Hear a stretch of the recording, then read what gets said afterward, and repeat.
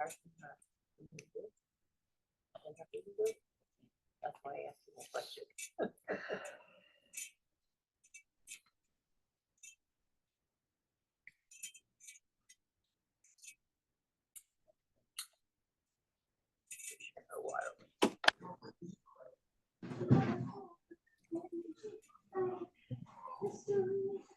Joanne Elster?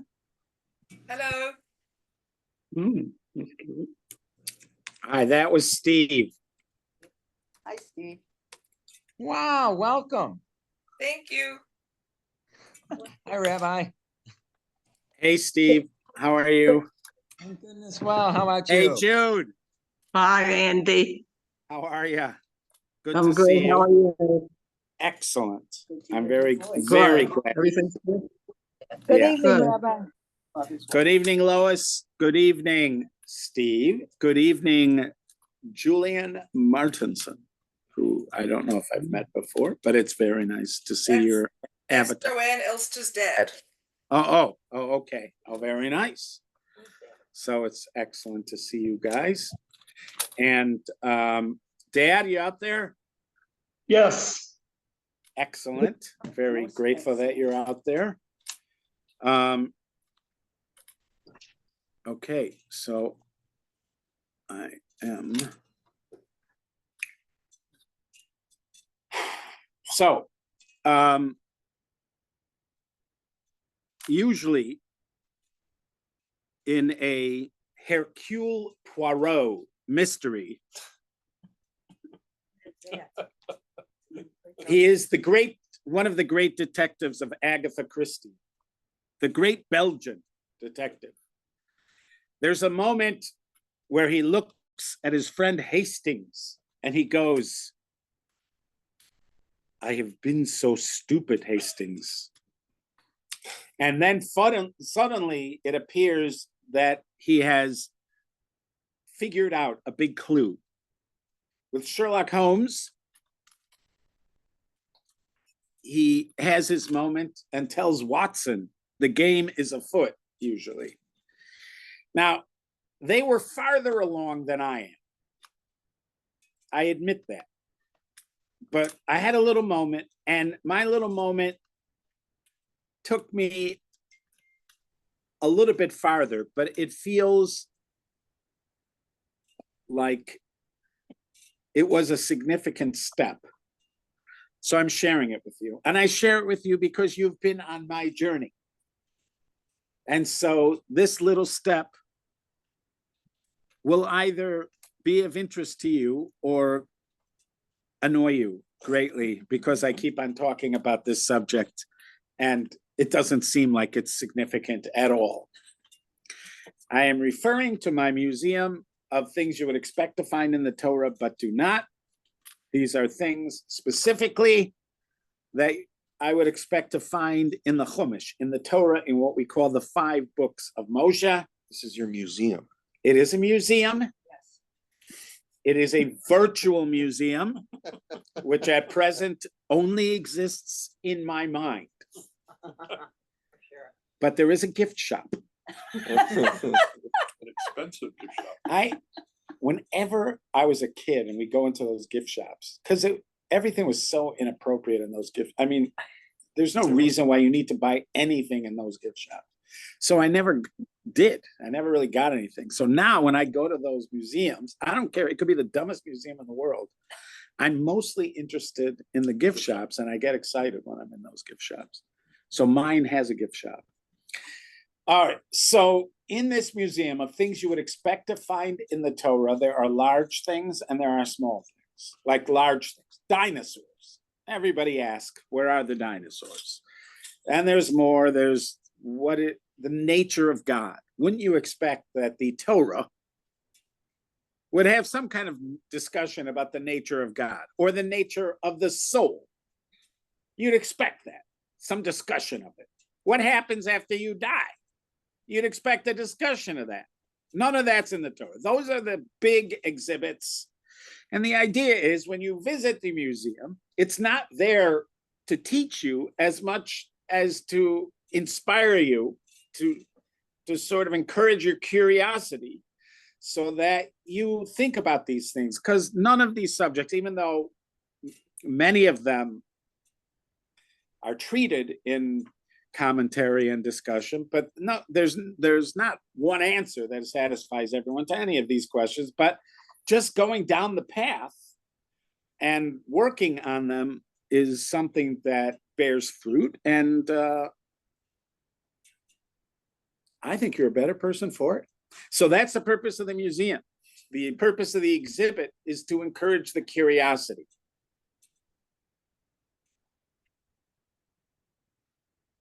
And the only way to get in. Right, is to just be curious about it. That's your admission. That's your admission. Be curious about these things. All right, so one of the smaller exhibits, and I'll be honest, our board of directors was not convinced it should be an exhibit. Long and hard, I fought with them to make this an exhibit. Is where do we see man managing or controlling the fish in the Torah? Are there fish in the Torah? Oh, so now, why am I asking this question? Because if you go back to the creation of man, one of the first things that happens in the first chapter of the Torah, after the human being is created, when I say man, I mean human beings, is they are blessed by God. And God says, Pru urvu umilo es haaretz, be fruitful and multiply and fill the earth.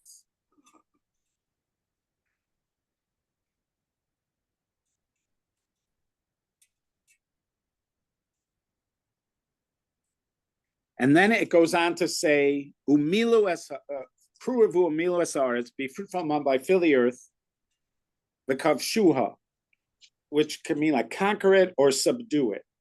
So man is being blessed with, but it also suggests being charged with. This is part, what are we here for? What is mankind, humankind, here for? Humankind's here in chapter 1. Humankind is here to be fruitful, multiply, fill the earth, subdue it. And then it says, uridu. And then redu can mean to prod or to manage. Uridu bidgas hayam, the fish of the sea, the birds of the sky, and the animals. Rabbi Foreman refers to this as middle management. God creates the earth, and then he puts something in place, in this case, human beings, and our job is to be middle management.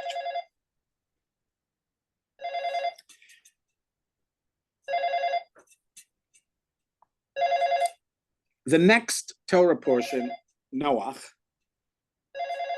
if you look carefully in the Torah portion of Noach, every aspect of that blessing is on display in that Torah portion, except for the management of the fish. You see fruitful and multiply at the end of the parsha as it talks about his descendants. You see them spread through the earth after the Tower of Babel, which is in that parsha. So you see fruitful and multiply. You see milu es haaretz. You see them conquering the earth because they start to make bricks and they're able to make cities. You know, they have technology, as it were. You see managing the birds with Noach as he uses the raven and the dove in order to further his, path to get out of the ark. And you see him manage the animals. Not only does he bring the animals on the ark, but he then offers sacrifices from the animals. And there's a discussion over there about being able to eat animals, that you're able to eat animals. So you see every element, but you do not see the management of the fish. How do the fish survive the flood? No discussion of it. No discussion of it. He doesn't bring them on the ark. No discussion about him bringing fish on the ark. There's no discussion about the fish at all. This is something that has been a little bit curious to people, but I'm suggesting it's actually something's missing on a bigger level. than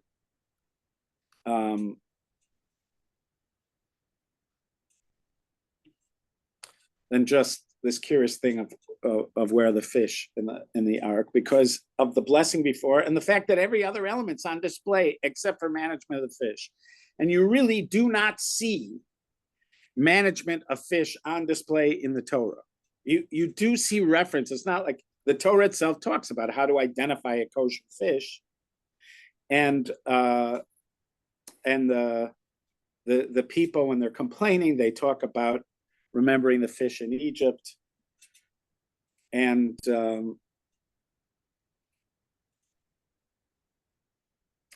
but you don't see really management of the fish. Again, this is not something, my board of directors is mostly interested in getting people into the museum. They're not really that interested in these little things because they don't think people be that curious about it. But I am a purist, and I believe it deserves to be there in the museum as one of those things, those curios, those curiosities of why don't we see the management of the fish? We manage the fish when they come out of the water.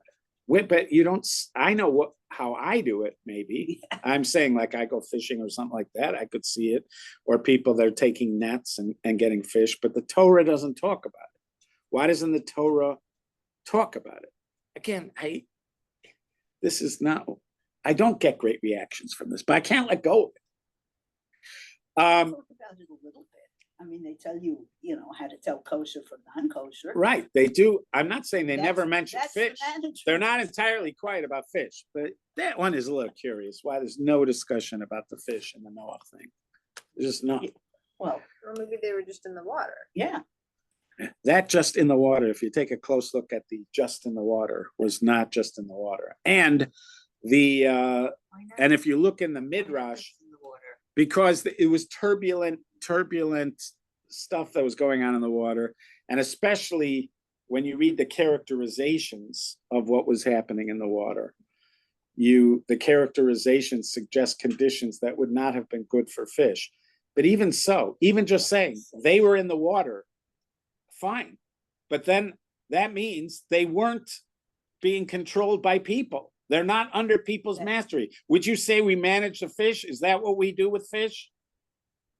There's some people that farm fish nowadays, but would you say that's what we do? We manage fish? No. The cats are killing all the birds. Does anybody care about that? Not really. Okay. Allegedly. 3 billion is a potential number. Jonathan Safran Foer, would he exaggerate? It's between 1.6.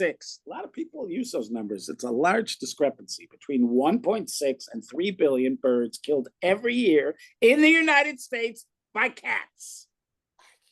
I don't buy it. Cities are turning off the lights during flight periods for birds, saving like 40,000 birds. New York turns off all its lights. I'm not saying that's not nothing. That's not nothing. Those 40,000 but birds. 3 billion possibly being killed by cats. I have a cat, If and you've he's seen, never killed a bird. how do you know what that cat does at night? Well, You were asleep. he kills That cat mice, slinks I'll tell you that around. much. And he doesn't eat them. No, he Does doesn't. that not send a message to you? He He rips just them kills apart. them, rips them apart, and does not even eat them. Anyways, back to that was also cats, by the way. That is also in the museum. They get a little more interest. Why are there's no discussion of house cats? And they were a thing in Egypt. Oh, Yeah, The Sphinx. they That's were a why. big You've got thing. stuff. I'm saying they were there, but you don't have a discussion. Dogs you have. Even the dogs of Egypt you have. You don't have cats. Except, you know how when you have guides, they often have corny jokes that they tell. Yeah. So one of our guides in the museum, one of the corny jokes he tells, when he points out that there are no cats discussed in the Torah, he then says, unless, of course, you count Kohanim. Because a lot of Kohanim have the last name Katz. Yes. Okay. That, if you need it explained, then that's what I say to him. If it's a joke that needs to be explained, you shouldn't be saying it. But he still tells it. We don't know why. Okay. So back to the fish. Why do I care about this? Why am I bringing it up now? Because That's why they don't talk about the cats. They Why? will dive in and eat the fish. it could be the cats. Have we checked to make sure there are fish still? Okay, Yes, anyways, 'cause there I are fish. just went, then, You did? then Alon caught one. and- Nice. And we put it back. Oh, you put it back. Oh, yeah, of course. You put it back. That's a discussion we'll have some other time. Okay. Um, Yeah, we went on Father's Day. We went there. nice, beautiful. go? Beautiful. What? Where did you go? We went to, You're Bussy, making up something. Bussy just- Woods. Nice, Oh, where? nice. Where? Bussy Woods. You know where that is? I know exactly what Yeah. Okay. Okay, Or where is it? okay, so now, back to the thing here. All right, so there's two reasons why I'm talking about this. One is that a curious statement Moshe makes in this week's Torah portion. Might be the least important line in the whole Torah portion at first. It might seem like that. Some might think that, but only because I'm so hyper focused on fish whenever I'm looking through anything that talks about fish. So in this week's Torah portion, there's a place where the people complain. This is a terrible moment because it spirals out of control and may have led to the whole spies debacle. And maybe one of the reasons Moshe doesn't get to go into the land of Israel. So it's not a minor moment, even though it seems like just another moment of the people complaining. But Moshe senses that's not just what's happening here, it's more than that. But the people ask for meat. The people ask for meat. They're sick and tired of the mun. Okay. The mun is, the way they characterize it, it's like it might be good for you and everything, but they want meat. They want meat. Remember that guy in the Matrix? Yes, I just thought of that. Oh my Yeah, God. he has to leave. He That's right, leaves because he it's like leaves the real world and goes back into the Matrix just so he can have a steak and a glass of wine. He wants meat. So the people are complaining about meat, and Moshe just turns to Hashem and says, "Kill me now." He actually says that in there. It's one of these real Jewish moments. Kill me now. They're asking for meat. Where am I supposed to? How am I supposed to do this? And it's just the whole thing. How they don't appreciate food falls from the sky.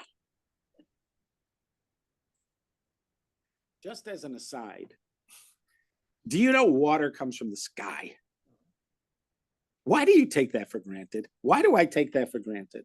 If I told you things fall from the sky, like food, you'd go, no, that can't happen. But for some reason, it makes complete sense that water comes from the sky. It just falls down. You can hold out a cup during a rainstorm, fill it up and drink it, and it's keeping you alive. It's water, which we need more than food, and it falls from the sky. But that makes perfect sense to everybody. Rabbi, Yeah. it actually doesn't, because the clouds that give you rain actually come from the water that's on earth and goes up. I say it's a chicken and egg thing, Lois. Chicken and eggs. Okay.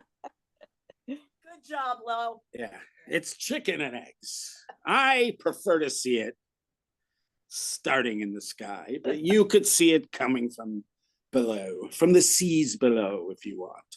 All right, anyways, so what is Moshe's response? So there's like two moments. One, he's like he's talking to Hashem in the beginning, and then God instructs him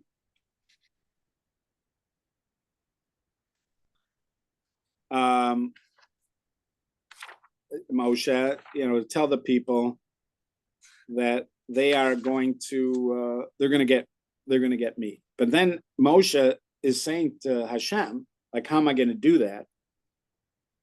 And it's one of those moments. These are special moments when he does that. And his words are,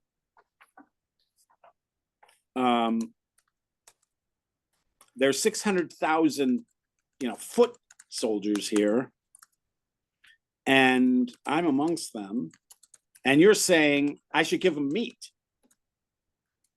and they're going to eat it for a month. If I slaughter all the sheep and cattle that we have, it's not going to feed them. And then he says, if I gather all the fish of the sea It sounds like he believes, even if I gathered all the fish of the sea, I could not feed them for a month. But he's open to gathering the fish of the sea. Okay, so that's a little something. It's a little curious something that he's bringing it up, especially since they're walking in a wilderness. But apparently they're not terribly far from the Red Sea. That's what we'll assume he's talking about, fishing at the Red Sea. But even if they get the fish at the Red Sea, he did not believe he's going to have enough to feed them. So in the end, what do they get fed? Birds. Birds come, quail. So there you have it. I know it's just a moment, and it doesn't look like this is about anything grand, but you have him mention land animals, fish, and birds. Eventually, that's what they're going to have. In this section, you got your big three, what we're supposed to be managing.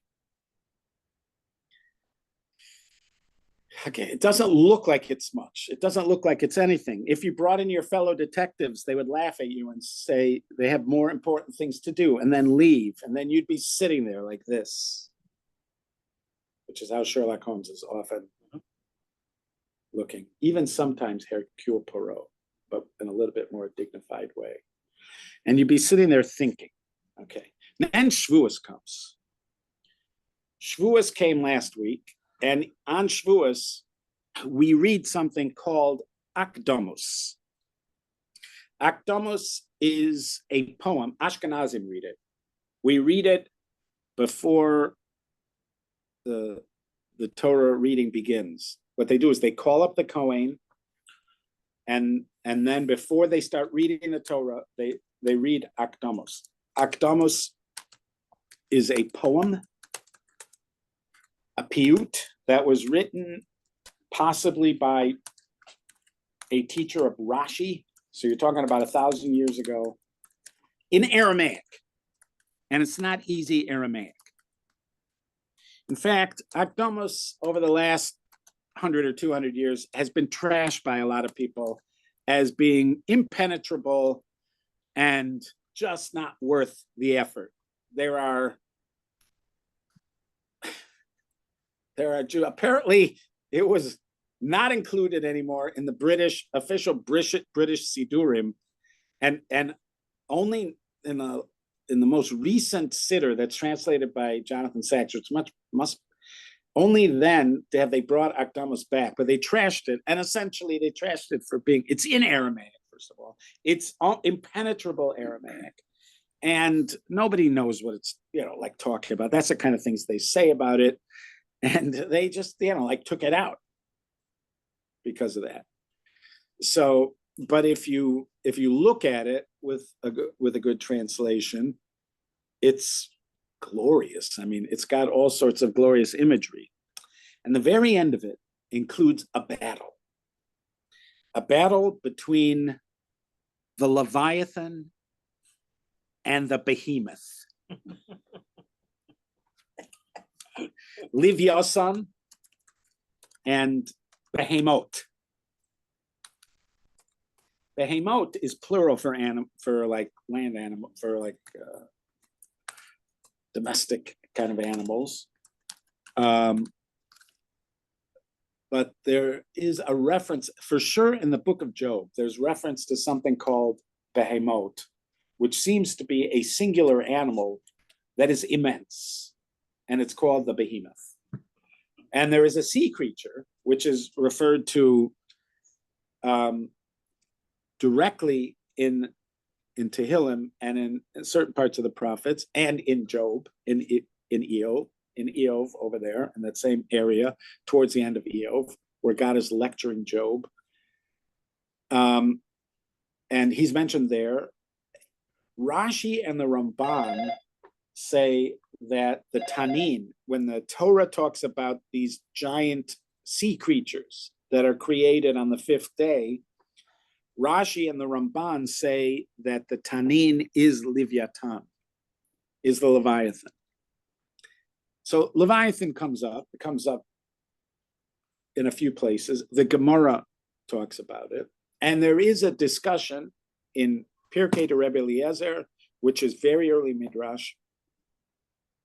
And the original Pirkei de Rebbe Eliezer may have been written before Mishnah. That's how old it is. So in Pirkei de Rebbe Eliezer and in Livyosan is mentioned, and this battle between the Leviathan and the Behemoth is mentioned. It's also mentioned in the Gemara that there's going to be, at the end of days, there's going to be this great battle between the Leviathan and the Behemoth. And sometimes the Behemoth is called Shor Habar, the wild ox. But if you're looking him up, it's Behemoth. And so in this battle, they lock. They're in battle. This is like King Kong and Godzilla kind of thing. They're locked in battle with each other, and the Shor Habor is using horns and teeth on the Leviathan, and the Leviathan uses its fins to shecht, to kill so they both kill each other. They both kill each other. There are versions of this where Hashem takes a sword and slaughters the both of them. And then they are served as meals for the righteous in the world to come. There's going to be a feast for the righteous in the world to come. This is referenced in several different places. And most of the time when you read about Livyosan, Leviathan, this gets brought up. There is some kind of feast at the end of days, and the Shor Habar, the ox, that the great wild ox or the Behemoth, and the Livyosan, they're going to be served as the main course of this meal together with wine and other things to the righteous in the world to come. And there's also reference to a sukkah, some kind of a sukkah, which is going to be made out of the skin of the Leviathan, and that there are scales of the Leviathan that are going to be put on the walls of the base of Mikdash, surrounding the base of Mikdash.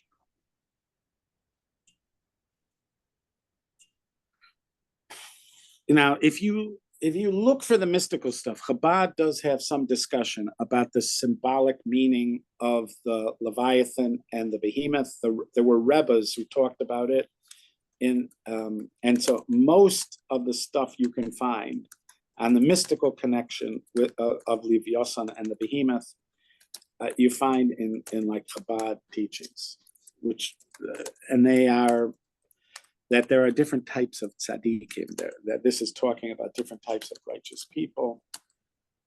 Whenever the Leviathan or the Behemoth are brought up,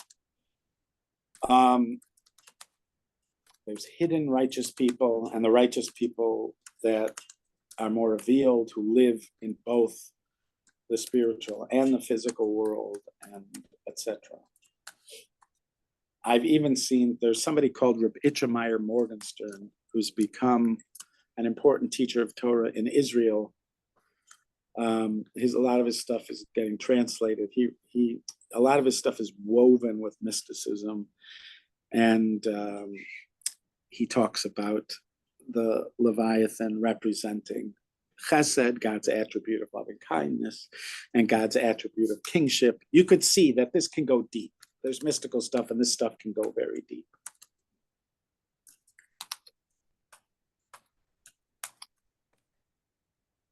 By the way, there are those who ask,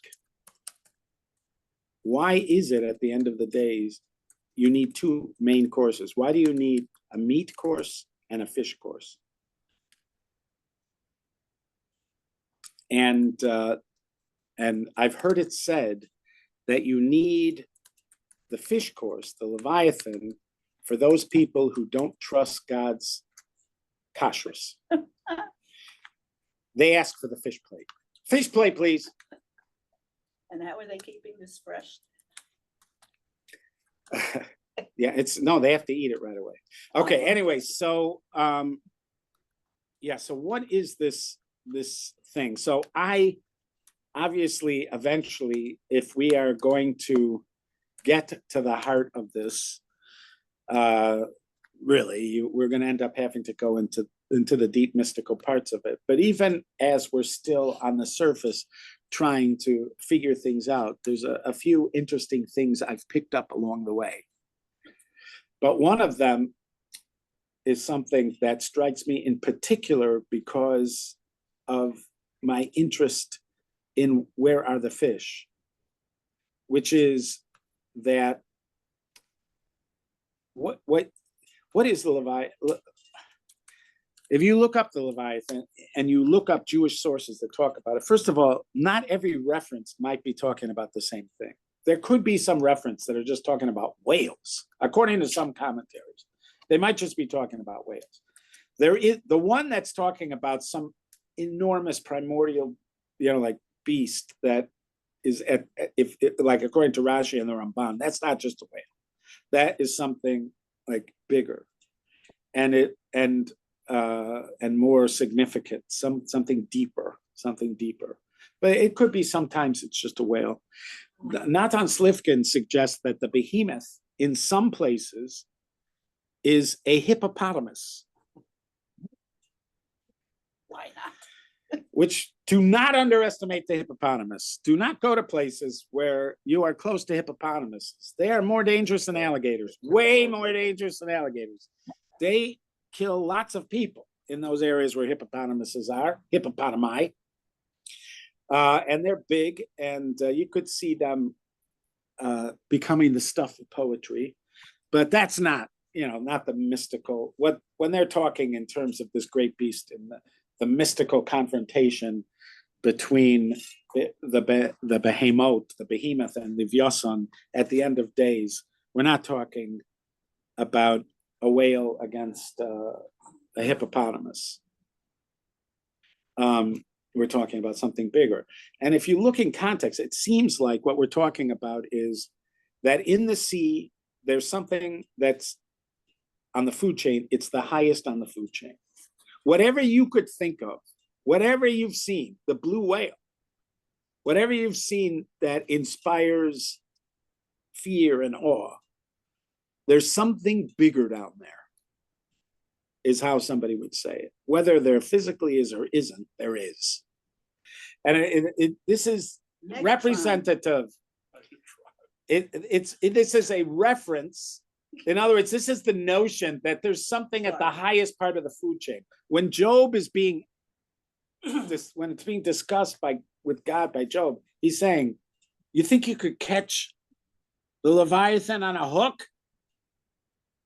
He's trying to impress upon him that man, with all his impressive achievements, there's certain things that are bigger, more awesome and frightening than the human being. And there's going to be some things that are always out of reach. And then the behemoth, you think you're just going to trap it or attack it or kill it. And what would the behemoth be, the shor habar? It would be the top of the food chain of the animals. So you have the top of the food chain of the fish doing battle with the top of the food chain of the animals in akdamos, in that poetic prayer or the poetry that we read on Shavuos, or in the Pirkei de Rebbe Eliezer, or in the Gemaras that talk about it, this battle that happens at the end. You're talking about two things that represent the top of the food chain, and they, for some reason, either have to kill each other or God has to kill them directly, something like that.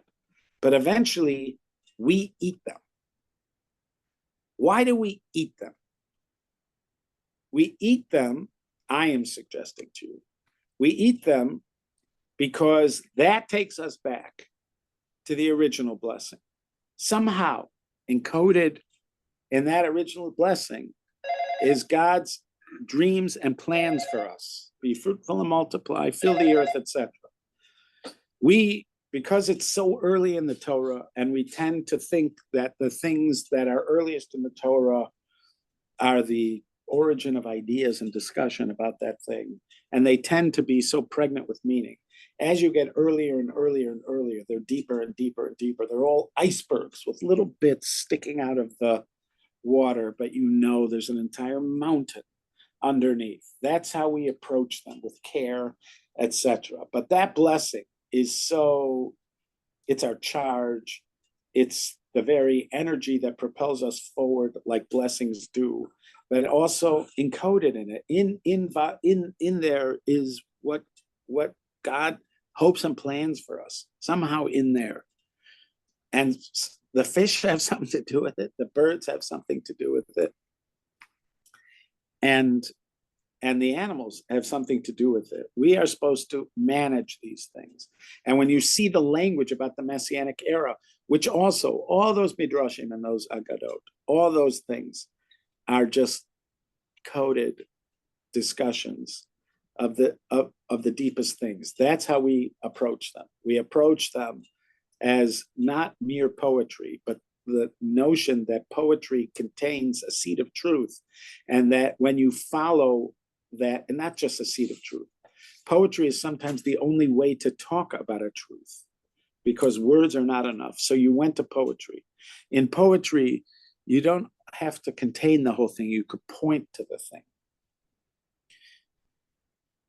You can see the vantage point.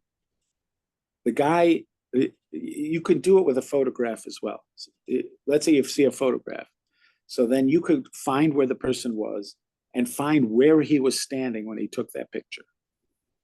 And then you're seeing what he sees, what he saw. And now you ask, now look, what more do I see? You could have that kind of experience with a photograph. You can do it with poetry as well. And you could do it with a medrash.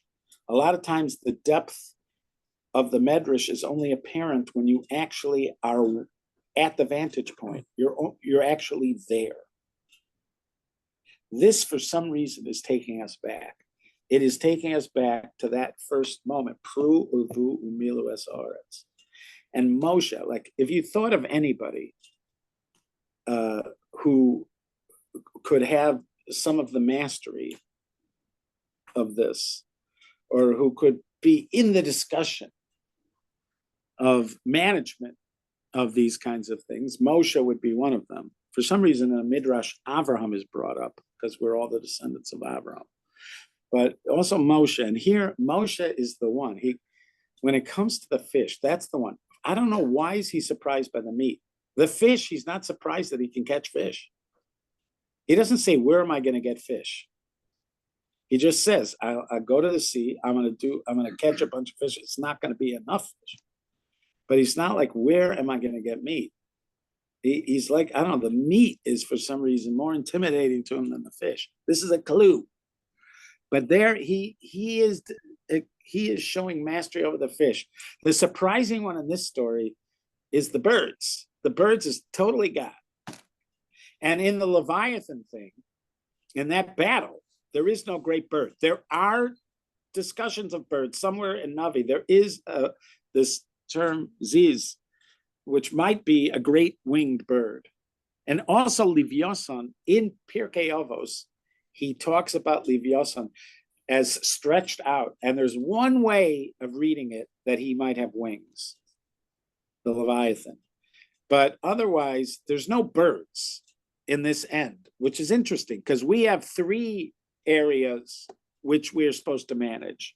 We're supposed to manage the fish, the birds, and the animals. But for some reason, in the Leviathan and the behemoth battle, it's just the fish and the birds. There's some people who see it as a discussion of the oceans and the earth. And every time there's a raging storm that brings giant waves that crash on the earth, it's a battle between Leviathan and Behemoth, because Behemoth is the master of the land and Leviathan is a master of the sea. And this could be a way of discussing the battle between land and sea, which you do see come up even in, we have a blessing in the morning, thanking God for spreading the earth over the water. as if it's something that needs to be maintained. In order for us to have civilization, Earth needs to stand above the water.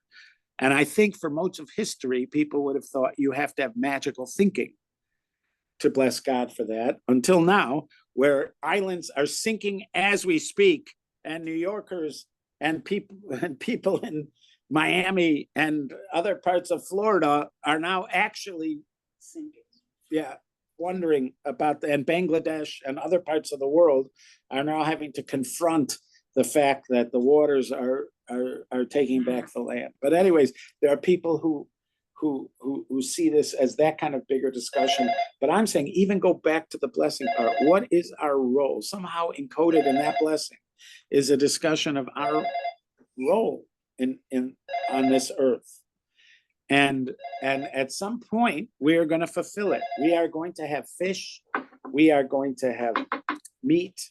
And we are going to, I'm assuming, eat birds. And so the new curious thing, the thing I'm adding to this is the Leviathan and the behemoth discussion, and connecting it back and eating it, the eating of it, connecting that back to the original blessing. That's the bit that's being added to the discussion. But also highlighting this moment in Baaloscha, which doesn't seem to be the important part of the narrative, where you have all three coming together. You have fish, you have meat, and you're gonna have birds. You have all three coming together over here with somehow dealing with the people. All the people ask for meat. Moshe says, if I could get fish, but it's not gonna do the deal. And then God provides the birds. And so they're all here.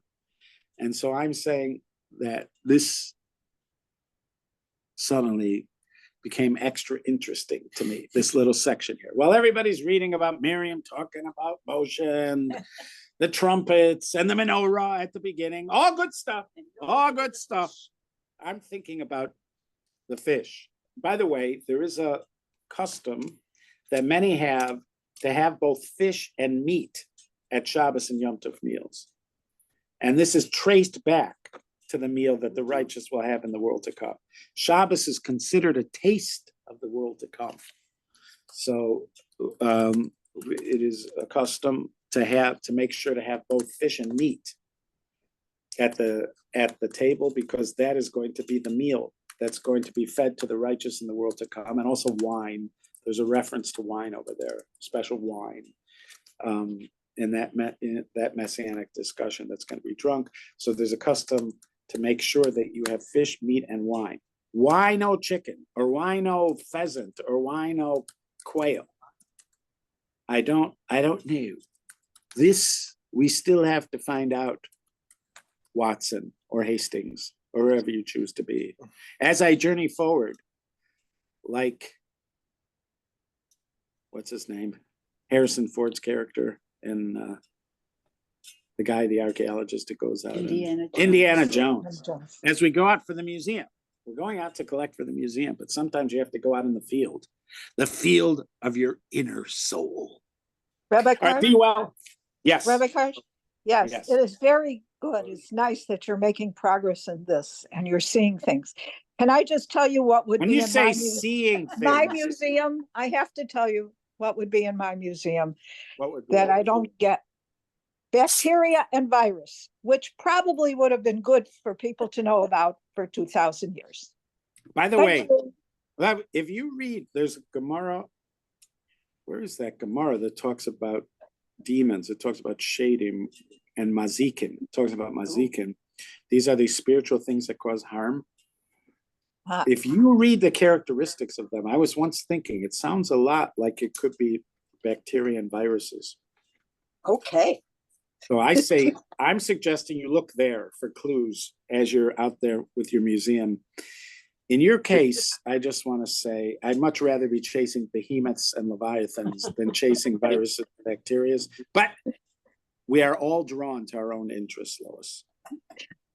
Well, thank Be well. you. Yes, Julian.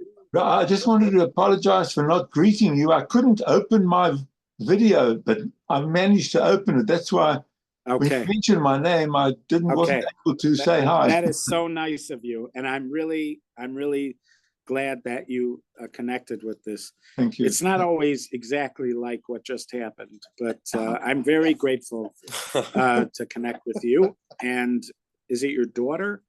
My daughter's. Yes, training me. hello. Okay. All right. So both of you, to meet you, even though it's over Zoom, I'm very Thank you. grateful, and I look forward to future opportunities to learn Torah together. Good Be well, guys. Yesha Torah. Okay. Be well. Take- Bye-bye. Take for the kids.